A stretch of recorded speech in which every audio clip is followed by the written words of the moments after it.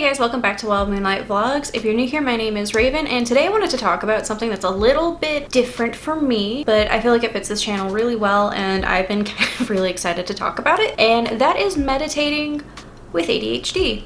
I was diagnosed with ADHD, well, ADD at the time when I was 13. Those, to my understanding, have been assumed to be the same syndrome but presented differently. So I just say I have ADHD. And I recently, within the last few months, mostly like all of the summer, started meditating. I felt like it'd be a good thing to talk about on this channel because if you have ADHD or you are at least just a very restless person, then you already know that it can be so incredibly hard to sit still and clear your mind and meditate. Like all of the things that meditating are is really hard for an atypical brain.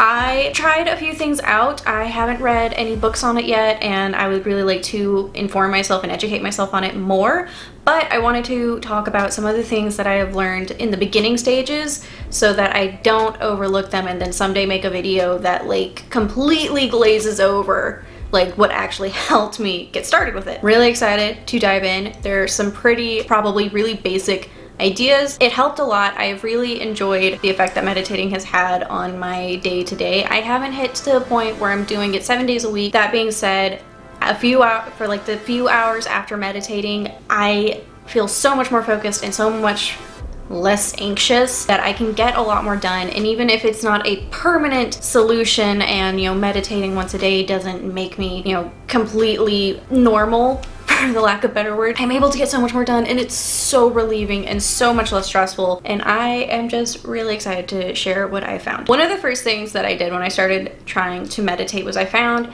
guided meditation videos. There's obviously a bunch of apps going around right now, which is really cool. I didn't really want to sign up for another free trial and make another fake email address, and I can't afford to pay for their subscription, so I just found some free ones on YouTube. I will link the one that I preferred in the comments below. It's one that I've actually shown on this channel before. It was still kind of hard for me to sit still for a full 15 minutes, but having someone guide me through it, having the really nice atmosphere noise, it was a lot better than if I had just dived in and said, okay, I'm going to meditate on my own. Now, when I did decide that I wanted to start meditating on my own, because I have a weird thing with being given instructions, I just don't want to do it.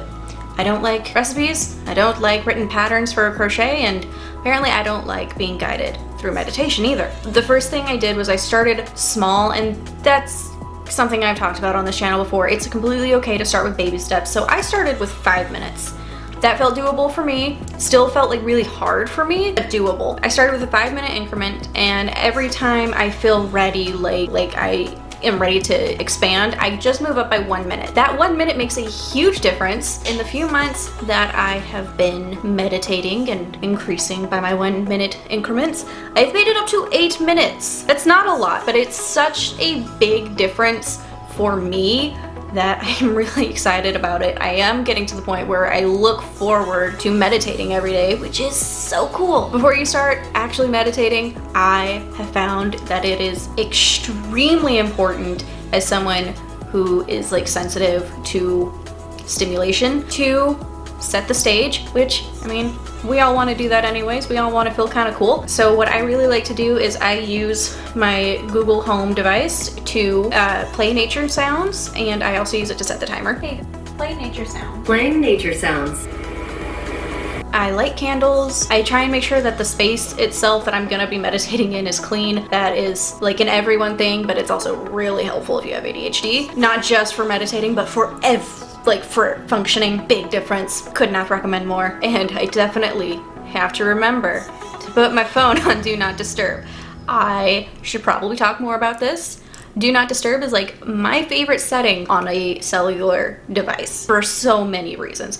But I put my phone on Do Not Disturb, got my candles lit. I ran out of incense, but I also like to light some incense, and relaxing on its own, like it already makes you feel good. But then to add the meditation to it, or to add the atmosphere to the meditation, like all of it together, fantastic. I am slightly self-conscious talking about what I think of while I'm meditating because I don't verbally express myself on this side very much. Some of the things that I have been thinking about while I meditate are sort of like my place in the universe and like how the universe affects me, how I affect the universe. Ripple effects. I also think of a lot of personal affirmations. Not a huge personal affirmation person, but I have been dabbling, I would say. And I also like to just stare out the window, which sounds kind of weird, but I have a lot of trees and bushes, and there are often bugs and flowers that I can stare at, and I just think monitoring that, observing it, and not really analyzing it, just sort of letting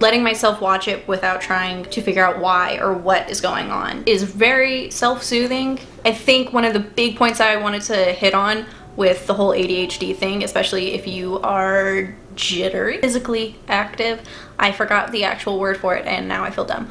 But one of the big things is I do allow myself to fidget. What I've been doing pretty much this entire video, playing with my hands. I might like pull on my clothes a little bit, but I keep myself centered on the blanket that I sit on. I do want to do like a meditation pillow at some point, but for right now I just sit on a blanket. I stay in one space, but I allow myself to fidget. I will close my eyes, I will stare out the window, I might stare at blank spaces on the wall, but I keep myself in one location, and I feel like that has been pretty helpful for me, and I know for a lot of other people with ADHD, it can be like stressful to sit still and to not move at all, and it's really weird to try and explain it to someone who doesn't experience that, but allowing myself to fidget, allowing myself to like still observe what's going on around me is a lot less stressful than making myself sit still. I finish all of that off with a little bit of journaling. I would love to say that I am journaling 10 pages or even 3 pages a day. For the most part, I am writing down personal affirmations and then writing